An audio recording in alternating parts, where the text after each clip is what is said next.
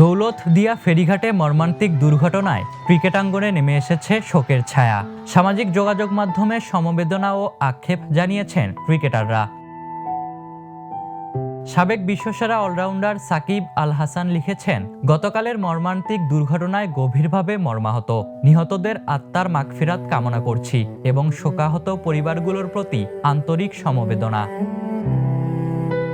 টাইগারদের সাবেক অধিনায়ক তামিম ইকবাল লিখেছেন, ক্ষতিগ্রস্ত প্রত্যেক মানুষকে দোয়ায় রাখছি। আল্লাহ তাদের পরিবারকে ধৈর্য আর আরোগ্য দান করুক। মুশফিকুর রহিম দুর্ঘটনার ভিডিও শেয়ার করে লিখেছেন, হে আল্লাহ, তাদের সবাইকে ক্ষমা করে দিন।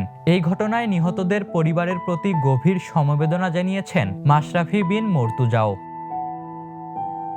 পেসার তাসকিন আহমেদ লিখেছেন, সকালে যারা ঘর থেকে বের হয়েছিল কেউই ভাবেনি এটাই শেষ যাত্রা। পদ্মার এই দুর্ঘটনা সত্যি হৃদয় ভেঙে দেয়। পরিবারগুলোর প্রতি রইল গভীর সমবেদনা। আল্লাহ সবাইকে ধৈর্য দান করুন।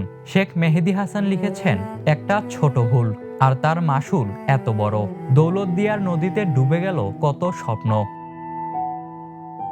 সাবেক পেসার রুবেল হোসেন ক্ষোভ প্রকাশ করে লেখেন, কেন এত দুর্ঘটনা আমাদের দেশে? ঈদ এলে আমাদের দেশে কেন জানি মিশে যায় শোকের ছায়া। এটা কি আমাদের ভুল, নাকি নিয়তির পরীক্ষা, নাকি আমাদেরই অসচেতনতা? Ishtiaq Mahin, the news.